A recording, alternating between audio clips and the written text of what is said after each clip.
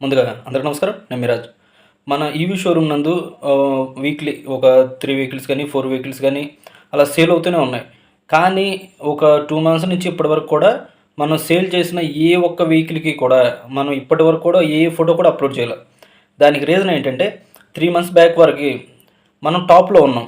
అంటే sales purpose కావచ్చు, అంటే ఒక్కొక్క రోజులో 2 వెహికల్స్, 3 వెహికల్స్ కూడా సేల్ చేసాం.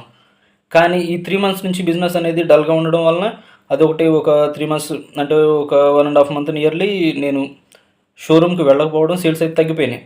ఈ పర్పస్‌లో నేను ఒకటే డిసైడ్ అయ్యా. మనం వచ్చిన తర్వాత ఎప్పుడైతే అంటే మన సేల్స్‌లో హైయెస్ట్ 1 డేలో 3 వెహికల్స్ సేల్ చేసాం.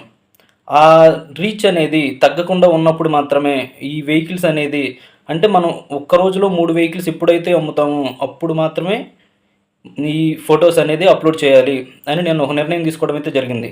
దానికి సంబంధించి అది ఈరోజు పూర్తయింది.